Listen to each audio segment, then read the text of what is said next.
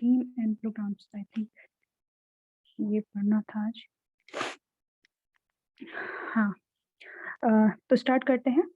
कल जी हम मैम। लोग ने जो है आयोग जो है कमीशन उनके बारे में पढ़ा, पॉलिसीज जो आई हैं एजुकेशन की उसके बारे में पढ़ा, और अब जो है जो स्कीम्स बनी हुई हैं एजुकेशन को इम्प्रूव करने के लिए एजुकेशन सिस्टम को, उनके बारे में पढ़ेंगे कि कौन-कौन से प्रोग्राम जो है भारत सरकार द्वारा चलाए गए हैं। ठीक है? अम, ठीक है।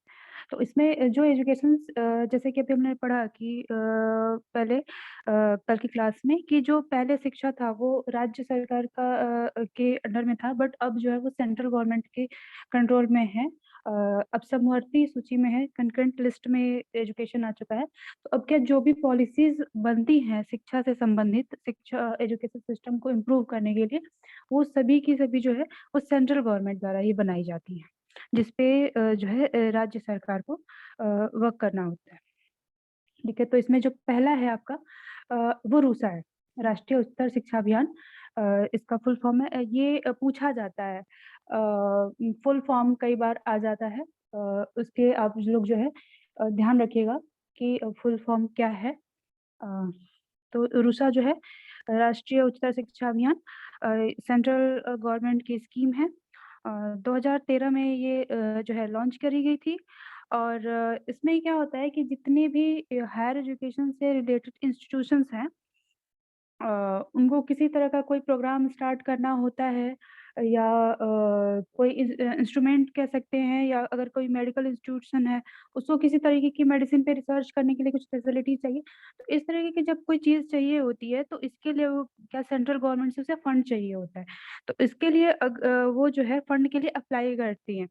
तो जो एक क्राइटेरिया बनाया गया है सेंट्रल गवर्नमेंट द्वारा, रूसा जो है राष्ट्रीय उच्चतर शिक्षा अभियान, इसके द्वारा जो क्राइटेरिया बनाया है, अगर जो भी यूनिवर्सिटी या जो भी इंस्टीट्यूशन जो कि उच्चतर शिक्षा से संबंधित है, वो उस क्राइटेरिया को अगर फुलफिल करता है, तो उसके बाद जो फंड के लिए वो अप्लाई करता है, और अगर जो क्राइटेरिया डिसाइड किया गया है उसको फुलफिल करता है, तो रूसा जो है उस इंस्टीट्यूशन को फंड देती है, एजुकेशन सिस्टम को एनहांस करने के लिए, उस चीज़ों को ले आने के लिए अपने यहाँ पे, ठीक है? तो ये बेसिकली हायर एजुकेशन को बेहतर बनाने के लिए फंड प्रोवाइड करने का काम करती है, हायर एजुकेशन इंस्टीट्यूशंस को। इसके बाद आता है आपका सर्व शिक्षा अभियान, एसएसए।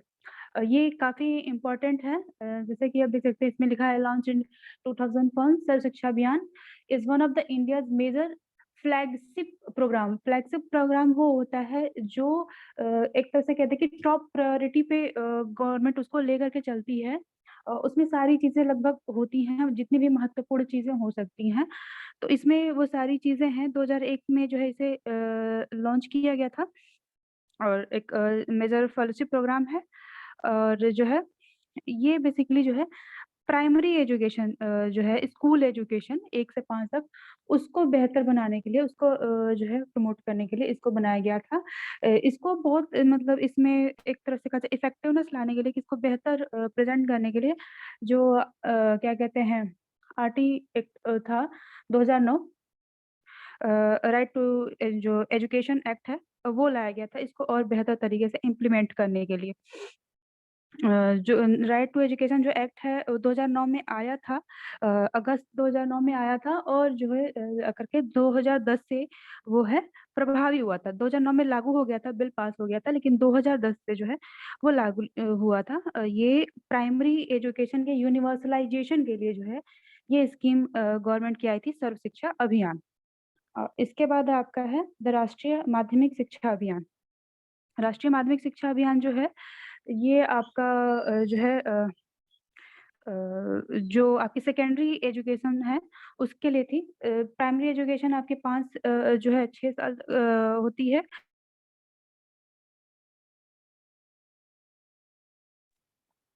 6 से जो 12 तक का जो एजुकेशन है उसमें जो है बेहतर उसको बनाने के लिए जो है माध्यमिक शिक्षा अभियान लाया गया था।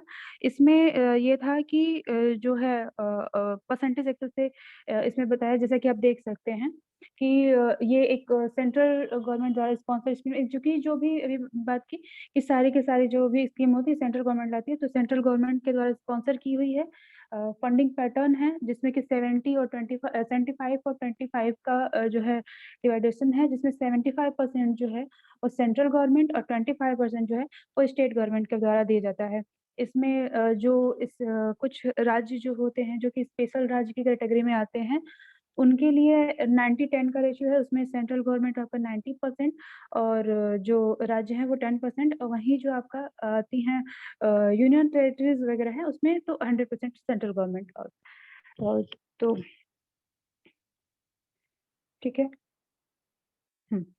इसके बाद से आपकी आती है समग्र शिक्षा। समग्र जैसा कि एक तरह से शब्द से ही समझ सकते हैं कि इसमें सभी चीज़ों की समग्रता है। तो इसमें जो आपका पहले आपने पढ़ा रमशा और उसके बाद से सर्व शिक्षा अभियान।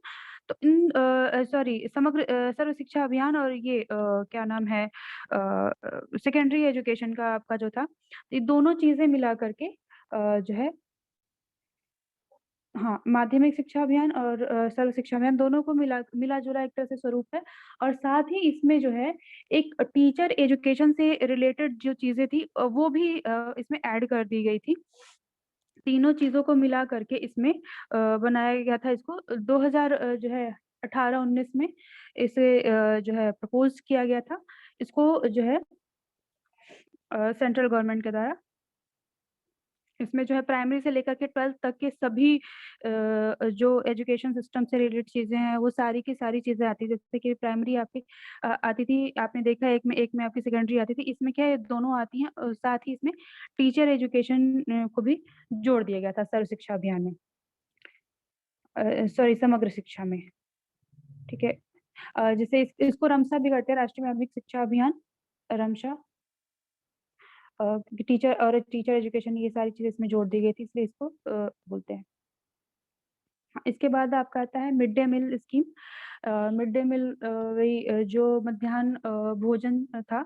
गवर्नमेंट ने जो भी अपने रिसर्च की ये रूरल एरिया तक, तो उनको ये लगा कि जो क्या कहते हैं गरीबी बहुत ज़्यादा है, इसकी वजह से क्या है कि बच्चे कम उम्र में ही अ, काम करने जाते हैं, बाल मज़दूरी वगैरह काफ़ी ज़्यादा है और वो काम करना उनकी मजबूरी है क्योंकि उनके यहाँ खाने को भी नहीं है एक तरह से। तो उनको लगा कि अगर स्कूल में उनको खाना मिलेगा, तो वो स्कूल आने लगेंगे।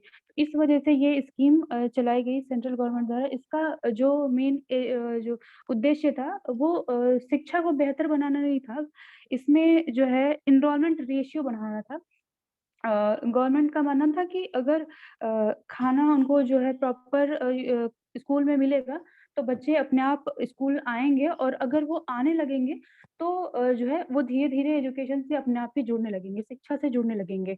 आएँगे तो पढ़ेंगे ही, तो इस वजह से उनका था कि एनरोलमेंट रेशियो पहले बढ़ाया जाए, उसके बाद एजुकेशन बेहतर होगी। उसके बाद है आपका स्कीम ऑफ आईसीटी। इसमें ये है आपका कि जो है स्कूल में जो है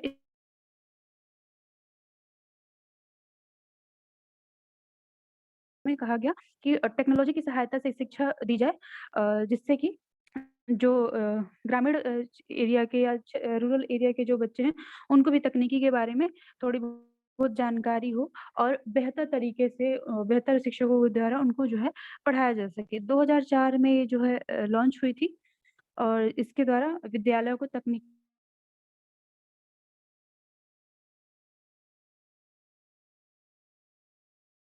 inclusive education disabled and secondary stage. Inclusive का बेसिकली मतलब होता है समावेशी शिक्षा। इसमें क्या था कि जो भी अ, हाँ, इसमें सभी प्रकार के जो बच्चे थे, जो डिसेबल चाइल्ड थे वो एजुकेशन गेन करने में किसी कुछ जो हैं दिव्यांग हैं, जो देख नहीं सकते, कुछ सुन नहीं सकते, तो उन बच्चों को या फिर अपंग हैं पैर से या हाथ से, तो उनको क्या है जो है उनके लिए बहुत अच्छा प्रोग्राम नहीं था जिससे उनको एजुकेट किया जा सके। तो इसमें क्या था कि उनके अंदर इन्फीरियरिटी की फीलिंग्स आ जाती थी। जैसे कोई बच्चा जो पैर से कमज़ोर है और वो सामान्य बच्चों के साथ पढ़ाई करने जा रहा है और वो फील्ड में देख रहा है कि काफ़ी बच्चे जो हैं वो प्लेग्राउंड में हैं, तो वहाँ पे वो नहीं जा सकता। तो इस तरीके की जो फीलिंग थी इसको कम करने के लिए ये स्कीम लाई गई जिसमें कि सामान्य बच्चों के साथ में उनको शिक्षा दी जाए और जिससे कि जो है उनके अंदर ये जो है इन्फीरियरिटी की फीलिंग जो है वो कम हो, क्योंकि उनके लिए एक अलग स्कूल हुआ करता था, अलग से चीज़ें थी जो भी वो भी बहुत बेहतर नहीं थी। तो 2009-10 से आया। फुल फॉर्म सबका आप लोग देखते रहिएगा क्योंकि ज़्यादातर वही पूछा जाता है जैसे कि इसका Pandit Madan Mohan Malviya national mission on teacher and training काफ़ी बड़ा नाम है और ये एक बार आ भी चुका है। इसका फुल फॉर्म पूछा गया था, ठीक है? ये जो है गवर्नमेंट ऑफ इंडिया के द्वारा लॉन्च किया गया एक स्कीम है जो कि टीचर और ट्रेनिंग को प्रमोट करने के लिए किया गया था। इसमें जो है ये जो शिक्षक थे उनको जो है ट्रेनिंग देने की बात करी गई थी जिससे कि जो है बेहतर तरीके से वो छात्रों को शिक्षा दे सकें नई-नई चीज़ों को यूज़ करते हुए।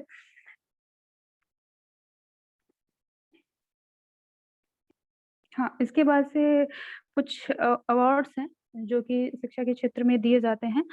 तो 1958 में जो है नेशनल अवार्ड टू टीचर जो है स्टार्ट किया गया था देना जो कि प्रेसिडेंट ऑफ इंडिया के द्वारा दिया जाता है। 5th सितंबर को दिया जाता है टीचर्स डे के दिन ये और जो है बेसिकली ये प्राइमरी और मिडिल और सेकेंडरी स्कूल के टीचर्स के लिए ये प्रोग्राम है अवार्ड्स जो है वो प्रोवाइड किए जाते हैं। तो इसके बाद से आपका आता है राइट टू एजुकेशन जो कॉन्स्टिट्यूशन का जो है 18 अमेंडमेंट था 2002 में किया गया था। 86वां जो आपका अमेंडमेंट था 2002 का उसके द्वारा ये शिक्षा को जैसे पहले हमने पढ़ा था कि शिक्षा पहले क्या था कि आपके पास फैसिलिटी है, आपके पास इच्छा है आपका तो आप एजुकेशन लेते हैं। लेकिन अब और उसमें भी कई जगह जो था वो नहीं एजुकेशन ले पाते थे। उसके बाद जो है एजुकेशन को जो है राइट बना दिया गया कि आपका अधिकार है और उससे आपसे कोई छीन नहीं सकता। आप चाहें तो शिक्षा ग्रहण कर सकते हैं।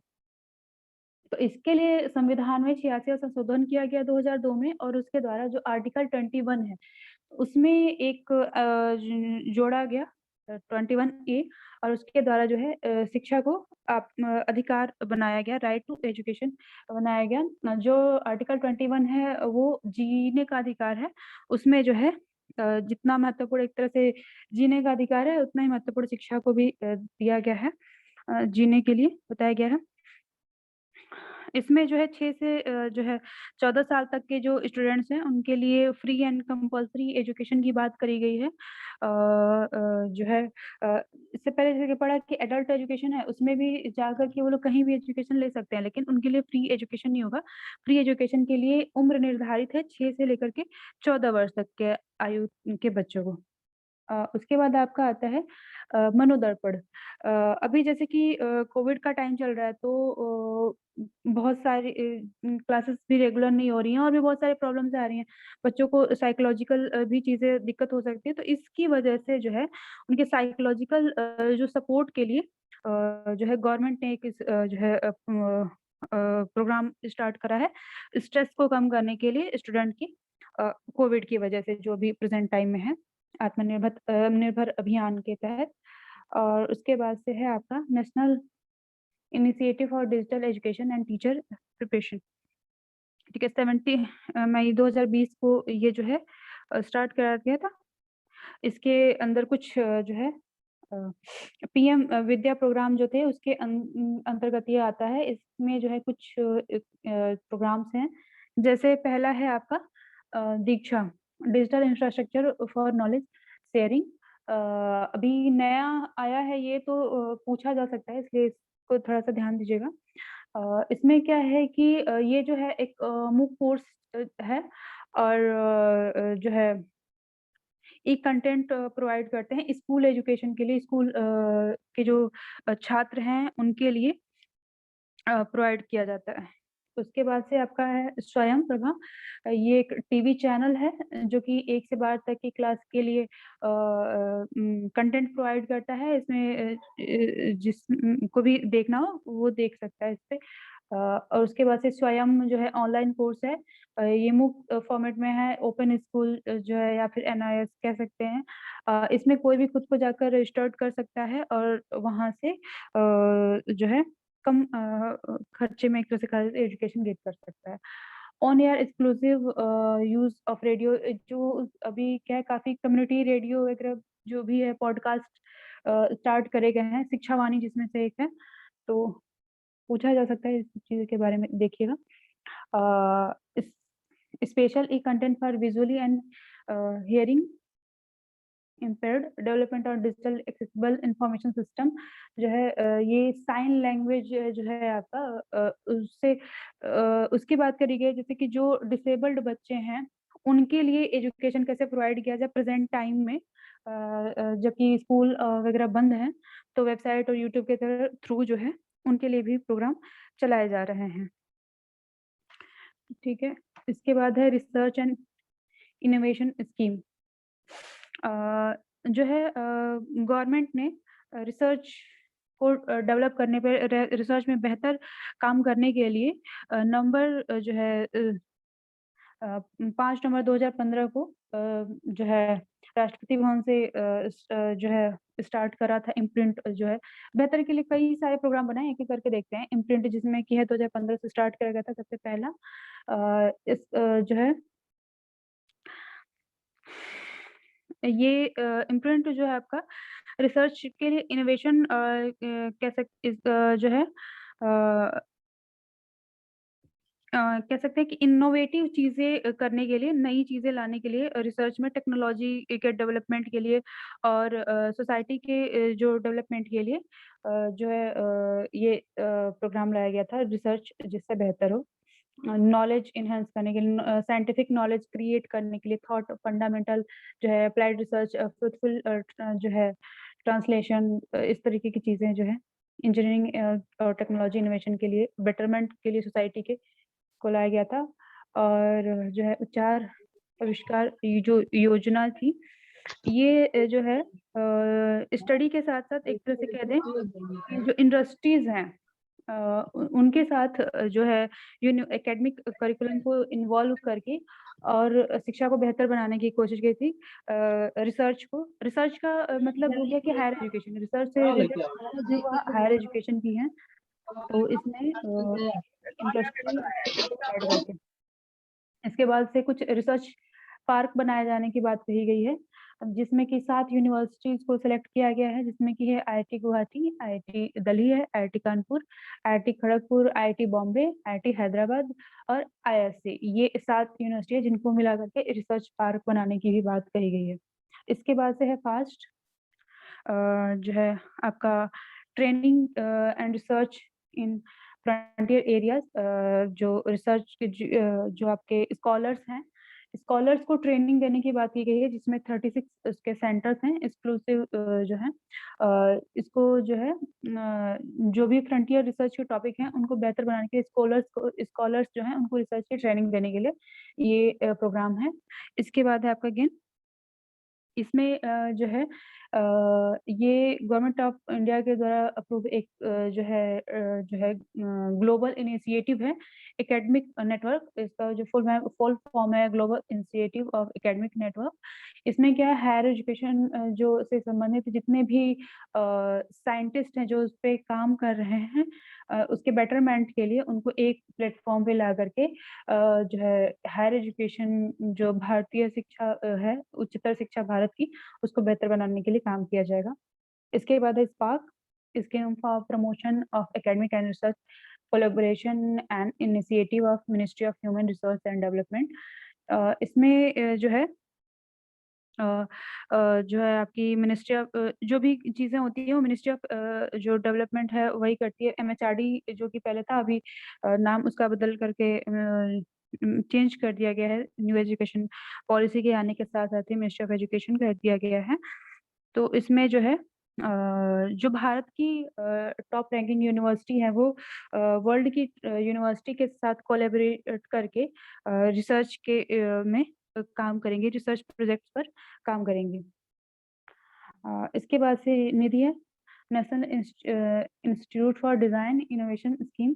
तो इसमें डिज़ाइन से संबंधित जितने भी इंस्टीट्यूशंस हैं, स्कूल्स हैं, उनके जो है ग्लोबली उनको जो है कॉम्पिटिटिव एक तरह से बनाने के लिए, उनके बेटरमेंट के लिए ये स्कीम बनाई गई है।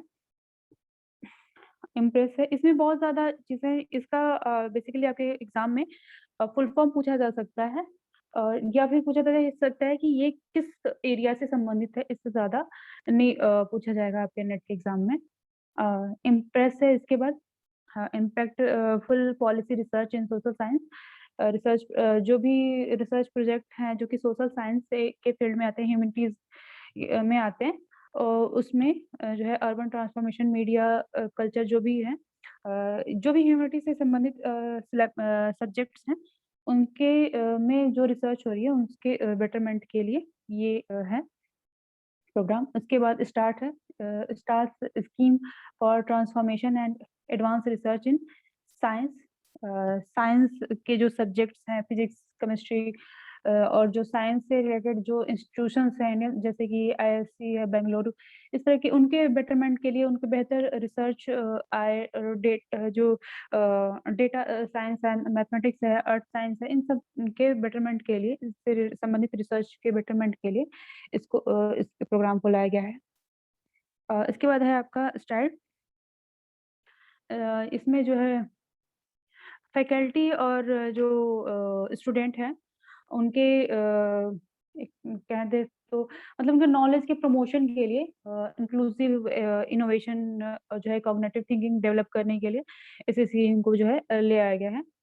और बेसिकली ये डॉक्टर रिसर्च लेवल के लिए के बेटरमेंट के लिए प्रोग्राम बनाया गया है। इसके बाद से है आपका यूनिवर्सिटी रैंकिंग, जो कि पूछता है तो जो है अ, कई जो है कई तरह से यूनिवर्सिटी की रैंकिंग डिसाइड की जाती है। एक हमारे नेशनल लेवल पर होता है, इंटरनेशनल लेवल पे भी कई सारे यूनिवर्सिटी हैं जो कि कंडक्ट करती हैं। तो पहले हम इंडिया का देखते हैं। नेशनल इंस्टीट्यूट रैंकिंग फ्रेमवर्क जो है वो एमएचआरडी द्वारा बनाया गया था आपका 2015 से 29 29 सितंबर जो है 2015 से ये स्टार्ट हुआ था। इसमें जो 2020 की रैंकिंग अभी आई थी, अभी 2021 की आ नहीं पाई है। तो 2020 की जो रैंकिंग आई थी उसके हिसाब से अगर हम देखें, तो जो आपकी Indian institute of technology Madras है वो फर्स्ट पे था। Indian institute of science Bengaluru जो है ये सेकंड पे था, और Indian institute of technology Delhi ये थर्ड रैंक मिला था इसे, नेशनल इंस्टीट्यूट रैंकिंग फ्रेमवर्क इसके अनुसार।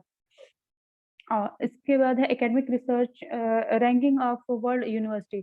जो कुछ यूनिवर्सिटी जो है वो वर्ल्ड लेवल पे जो है रैंक देती हैं यूनिवर्सिटी में कि कौन सी यूनिवर्सिटी बेहतर काम कर रही है वर्ल्ड लेवल पे। तो उसके लिए जो है कई सारी यूनिवर्सिटी हैं। उसमें चाइना के जो है शंघाई सिटी में एक यूनिवर्सिटी है, जियो टोंग यूनिवर्सिटी, उसके द्वारा प्रोवाइड किया गया एक रैंकिंग है, वो हम डिस्कस करते हैं।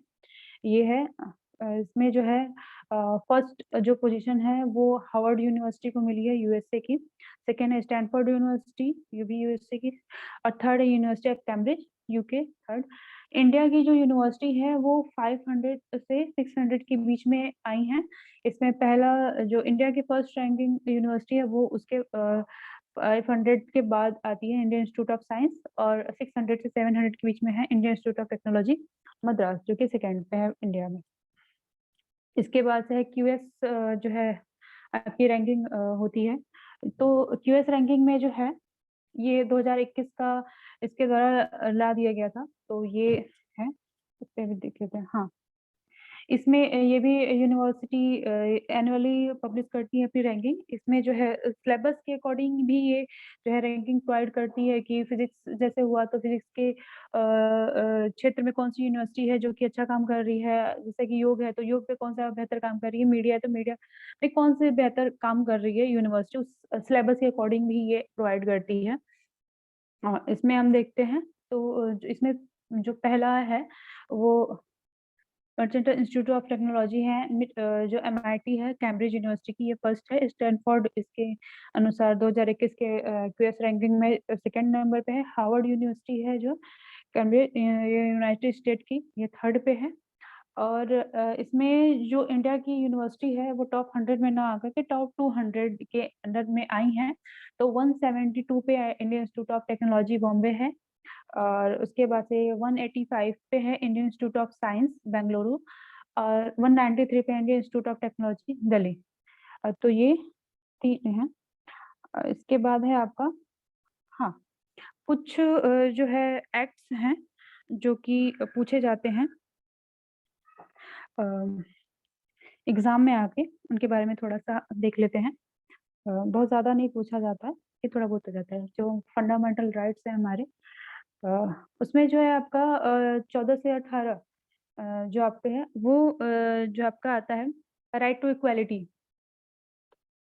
राइट टू इक्वालिटी मतलब कि सभी को समानता का अधिकार इसमें दिया गया है कि सभी धर्म और स्थिति के लोग जो हैं वो समान हैं। तो इसके अनुसार जो है इसमें जो आर्टिकल 70 है, इसमें ओबुलेशन ऑफ अनटचेबिलिटी है। जैसे कि छुआछूत पुराने समय से काफी चला जाता था स्कूलों में, इस चीज को लेकर के कभी बच्चों को एडमिशन नहीं आया, तो इस अमेंडमेंट को बनाया गया जिससे कि क्या है, छुआछूत के बेसिस पे ऐसा ना हो कि किसी छात्र को जो है एडमिशन नहीं दिया जा रहा। इसके बाद से 90 से 22 है राइट टू फ्रीडम। तो इसमें आर्टिकल 90 है आपका स्पीच एंड एक्सप्रेशन, जिसमें कि बोलने की स्वतंत्रता की बात करी गई है। आर्टिकल 21 राइट टू लाइफ, जैसे कि भी जीने का अधिकार है, इसकी बात करी गई है। और जो पर्सनल लिबर्टी की बात करी गई है आर्टिकल 21 में। और article 21 A right to elementary education. Elementary जैसे भी बात की राइट टू 21 ए जो लगा था, एलिमेंट्री एजुकेशन जो प्राइमरी लेवल की एजुकेशन है, 6 से लेकर के 12 वर्ष की आयु के बच्चों के लिए फ्री एंड कंपल्सरी एजुकेशन की बात करी गई है, कि इसकी बात की जाती है। ठीक है। इसके बाद है राइट अगेंस्ट एक्सप्लॉयटेशन, जो आपका है जो बाल मजदूरी करते थे बच्चे, कारखानों में काम करते थे, होटलों में काम करते थे, तो उनके लिए जो है आर्टिकल 23 से 24 है। तो आर्टिकल 24 जो है provision of employment of child in factorial act, इसके बारे में फैक्ट्री टीसी में जो काम करते हैं उनके बारे में बात करी गई है। इसके बाद है 25 से 28 तक, जिसमें कि जो है right to freedom of religion की बात करी गई है। इसमें कहा गया कि कोई भी जो धार्मिक संस्थान है वो जो है अपने धर्म के प्रचार के लिए एजुकेशन दे सकता है, या फिर अपने पर्सनल लेवल पे, उसमें गवर्नमेंट का कोई इंटरफेयर नहीं होगा, इंस्टीट्यूशन ओपन कर सकता है। इसके बाद है 29 से 23 कल्चरल एंड एजुकेशनल राइट। इसमें जो है 29(2) में दिया गया है कि जो स्टेट गवर्नमेंट है वो इस चीज़ के लिए मना नहीं कर सकती है कि कोई मतलब रिलीजन या कास्ट के आधार पर कि एजुकेशन इंस्टीट्यूशन नहीं ओपन किए जा सकते, इस पे मना नहीं कर सकती। फिर आर्टिकल जो 30 है इसमें कहा गया है कि जो माइनॉरिटीज़ हैं उनके एजुकेशन वो अपना इंस्टीट्यूशन एजुकेशन इंस्टीट्यूशन एस्टेब्लिश कर सकते हैं। और जो है इसमें इसको जो है आर्टिकल 30 को जो है चार्टर ऑफ एजुकेशन राइट भी कहा जाता है, क्योंकि इसमें जो है माइनॉरिटी को भी अपना एजुकेशन इंस्टीट्यूशन ओपन करने की बात कही गई थी, लिबर्टी दी गई थी। इसके बाद है आर्टिकल 30, इसका फर्स्ट है ऑल रिलीजन्स एंड जो है linguistics minorities have the right to establish and administer education institution for their choice। जो भी जो आपके रिलीजियंस हैं वो अपने जो 30 है, 30 के अंदर उसी को जो आर्टिकल 30 है उसी को 2 भागों में डिवाइड किया गया है, जिसमें कि एक में कहा गया है कि जो माइनॉरिटीज हैं वो अपने रिलीजन के आधार पर इस्टेब्लिश कर सकते हैं। और 32 में कहा गया है कि जो स्टेट गवर्नमेंट है वो इस चीज़ को मना नहीं कर सकती, इस एजुकेशनल इंस्टीट्यूशन को ओपन करने से मना नहीं कर सकती कि अगर कल्चर और जो है उनके आधार पर कि उनकी माइनॉरिटी है या फिर उनके रिलीजन या फिर उनके लैंग्वेज के आधार पर कि वो एजुकेशन सिस्टम नहीं ओपन कर सकते। उसके बाद आपका आता है 32 राइट टू जो है कॉन्स्टिट्यूशन रेमेडीज जो है ये सबसे कहते हैं कि फंडामेंटल राइट का जो हर्ट है वो ये है। इसके बाद से डायरेक्टर जो है आपकी directive principle of state policy, इसमें हाँ, इसके बाद से नेक्स्ट है आपका डायरेक्टिव प्रिंसिपल्स हैं। डायरेक्टिव प्रिंसिपल्स में आपका जो है इसमें कहा गया है कि जो आपके नीति निर्देशक सिद्धांत हैं उनके बारे में बात करी गई है कि इसमें कहा गया है कि जो राज्य हैं, देखिए 3 भागों में डिवाइड किया गया है।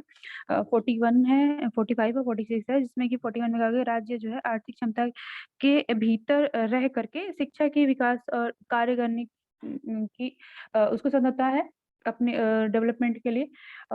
और जो है राइट टू वर्क, जो काम करने का अधिकार है या शिक्षा का अधिकार है, उसके लिए को सिक्योर करने पे काम करेगा।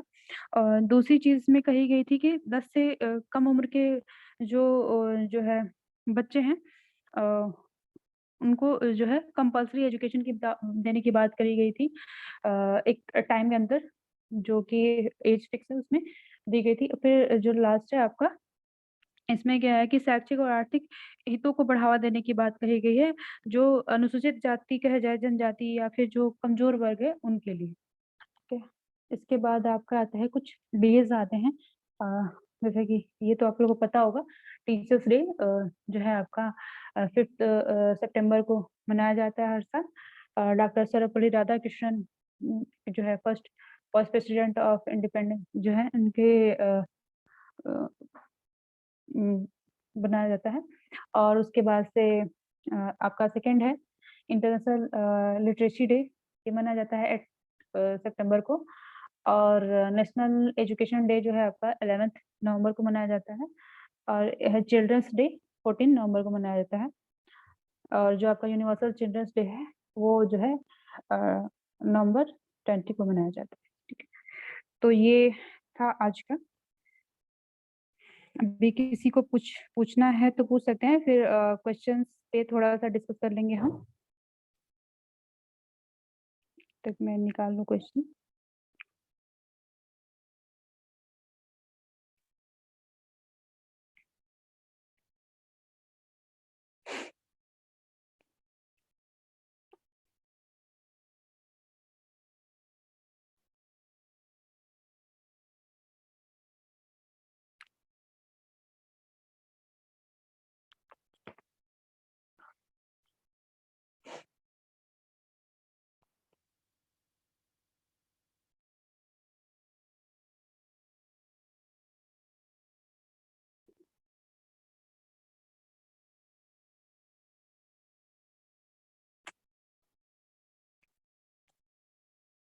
हाँ ठीक है, और तो किसी का शायद क्वेश्चन नहीं है, तो हम फिर क्वेश्चन आंसर पे डिस्कस करते हैं।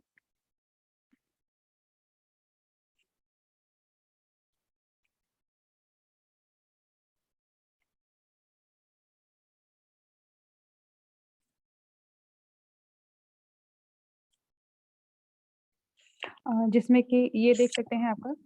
मैम हरिओम। हरिओम मैम हरिओम।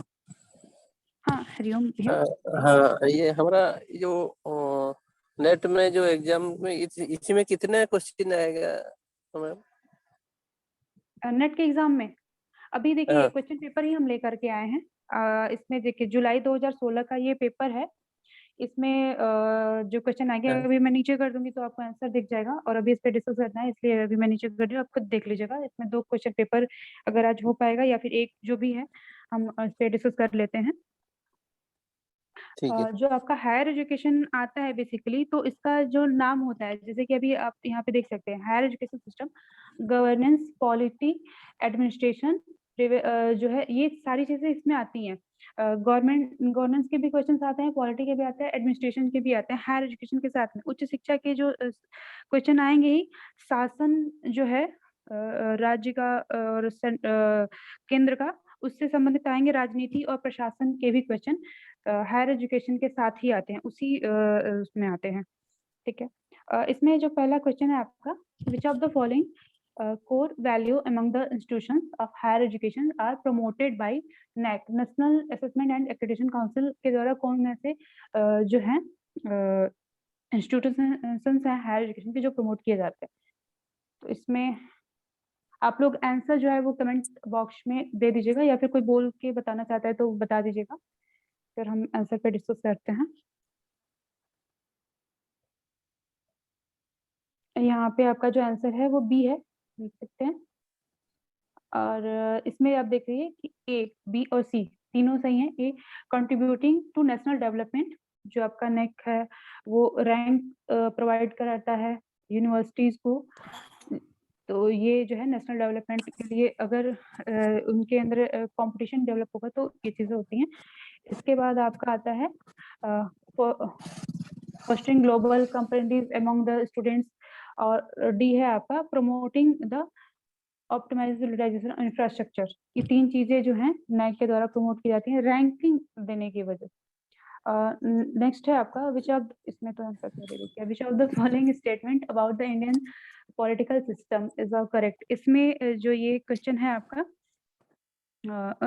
इसे बोले कि भारतीय जो राजनीतिक व्यवस्था है इसके संबंध में कौन से कथन जो है वो सही है। तो इसमें आप देख सकते हैं, the president is both head of the state and head of the government, parliament is supreme, the supreme court is the guardian of the constitution, directive principle of state policy are justiciable. तो इसमें जो है बोला गया है कि राष्ट्रपति, राज्यपाल और शासनाध्यक्ष दोनों है, संसद जो है वही सर्वोच्च है, उच्चतम जो न्यायालय है वो संविधान का कह सकते हैं संरक्षक है, और चौथा जो है जो राज्य के नीति निदेशक तत्व हैं वो सिद्धांत जो है वो वाद योग्य है, कहने योग्य है। ठीक है, तो इसमें जो आपका आंसर है वो आप देख चुके थे, सी है, बी और सी वो सही है। जो आपका संसद है वो सर्वोच्च भी है, और जो उच्चतम न्यायालय है वो संविधान का संरक्षक है। इसके बाद ये एक पेपर हम डिस्कस कर लेते हैं, ये इसलिए क्योंकि आपको एक चीज ये समझ में आ जानी चाहिए कि जो क्वेश्चन है वो किस तरीके से आते हैं, किस तरीके से फॉर्म होते हैं। इसलिए मैंने कहा प्रीवियस ईयर क्वेश्चन पेपर आप सॉल्व करेंगे तभी बेहतर रिजल्ट आपको मिल सकते हैं, क्योंकि उससे ये समझ में आता है कि जो चीजें हमने पढ़ी है वो आती कैसे हैं एग्जाम में। क्योंकि अभी तक जो आप लोग एग्जाम देते आए होंगे वो आपने जो पढ़ा वो चीजें लिख दी जाती है, बट जो नेट का एग्जाम होता है इसमें क्या होता है कि वो आपके नॉलेज को नहीं बेसिकली चेक किया जाता है, आपकी स्किल को देखा जाता है कि आप किस तरीके से चीजों को पकड़ते हैं। तो इसलिए जो क्वेश्चन होते हैं उसको थोड़ा सा घुमा करके और ऐसे प्रेजेंट किया जाता है जैसे कि अगर 4 ऑप्शन होंगे तो 4 में से आपको 2 ऑप्शन तो इजिली समझ में आ जाएंगे कि ये नहीं है, बट 2 में हमेशा कंफ्यूजन रहेगा। वो इस तरीके से फॉर्म ही किया जाता है कि आप अपने स्किल को कितना बेहतर तरीके से यूज कर पा रहे हैं। बेसिकली ये एग्जाम आपका इसीलिए होता है। तो थर्ड क्वेश्चन हम देखते हैं, which of the following are the fundamental duties. इसमें से जो भी सभी हैं उनमें से जो मौलिक कर्तव्य हैं वो कौन कौन से हैं। To respect the national flag, to protect and improve the national environment, for the parent to provide opportunity for education to his and her child, to protect monument and place of national importance। और इसमें जो है कि codes दिए हुए हैं इसी तरीके से आता है, पुराने क्वेश्चन पेपर ही ये हैं। इसमें बताया गया पहला राष्ट्रीय ध्वज का सम्मान, दूसरा है जो आपकी प्रकृति है, जो पर्यावरण है उसकी रक्षा करना, और तीसरा है जो आपके जो माता पिता हैं उनके द्वारा अपने बच्चों को जो है शिक्षा का अवसर देना, और चौथा है जो राष्ट्रीय में महत्व के जो स्मारक हैं, जो राष्ट्रीय स्थल हैं उनकी सुरक्षा करना। ठीक है, तो इसमें जो है आपका आंसर आपका जो है वो डी है, सारी चीजें हैं।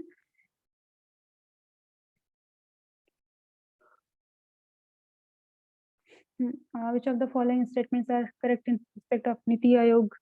नीति आयोग के संबंध में क्या था, तो इसलिए जो भी आयोग पढ़े हैं आपने उसको एक बार ध्यान से दीजिएगा कि क्या चीजें हैं किस तरीके से हैं। ठीक है, इसमें ये पूछा गया था कि नीति आयोग के संबंध में कौन से कथन सही हैं। जो है ये it is a constitutional body, it is a statutory body, it is neither a constitutional body nor a statutory body, it is a think tank. तो जो आपका आंसर था वो सी, ठीक है। और इसके बाद है fifth, the best way for providing value education is through, जो वैल्यू एजुकेशन है, मूल्य परक आपकी जो शिक्षा है उसको देने का, बढ़ावा देने का सबसे जो है कह सकते हैं बेहतर टेक्स्ट तरीका क्या है, ठीक है। Discuss on scriptural text, lecture, discuss values, seminar, symposium values, ठीक है। रिफ्लेक्टिव सेक्शन ऑफ वैल्यूज, इसमें आपका आंसर जो है वो बी है, लेक्चर वैल्यूज। और छठा, national judicial appointment commission has been declared. देखिए जैसे कि अभी तक आपने एजुकेशन के क्वेश्चन देखे, ये जो क्वेश्चन है आपका जो है पॉलिटी का है, तो हायर एजुकेशन के का जो पार्ट होता है एग्जाम में उसके साथ जो है ये आता है, ऐड होता है, ठीक है। और second statement, the study design development support of management of computer based information, ये भी आपका क्वेश्चन इसमें आया है। तो इस तरीके से जो है कि भी यूनिवर्सिटीज के क्वेश्चंस हैं और distance education bodies.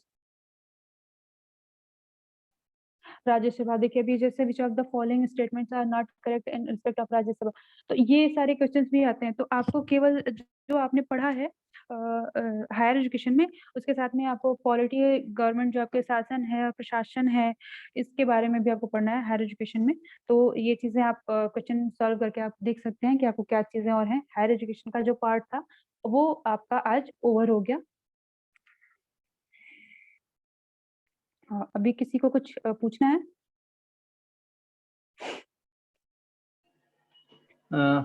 Hariom ma'am. हाँ हरिओम। ये करंट से भी आता है क्या क्वेश्चन?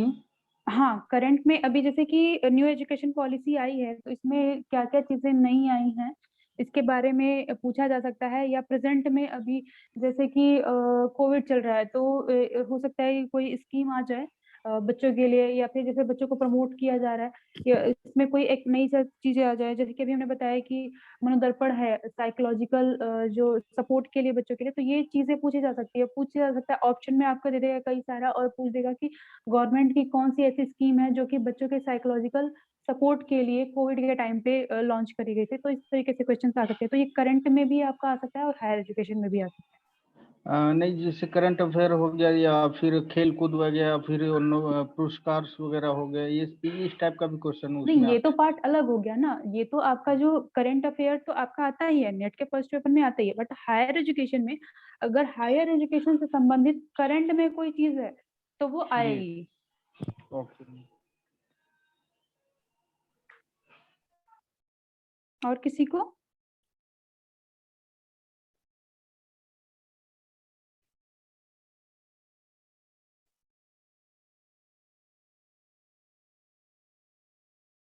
आई थिंक मुझे लग रहा है किसी के पास कोई क्वेश्चन नहीं है।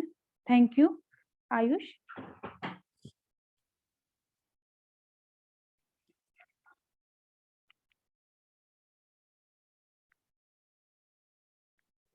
ठीक है, फिर मैं लेफ्ट करती हूँ अब। आई थिंक अब किसी के पास कोई क्वेश्चन नहीं है। Yes, ma'am. Thank you very much, ma'am. Good night, ma'am. Good.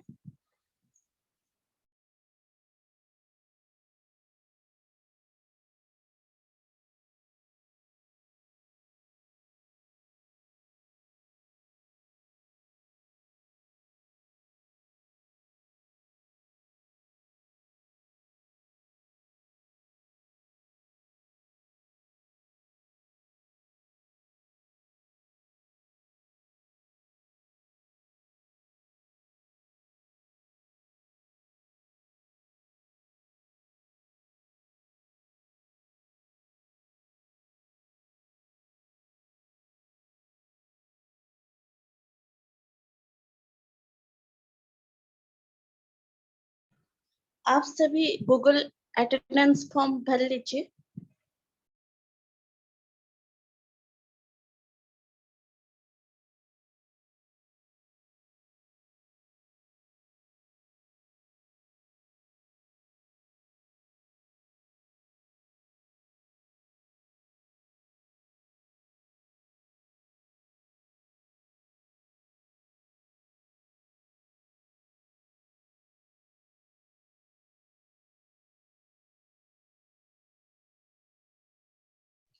Next class का शेड्यूल आपको दे दी जाएगी।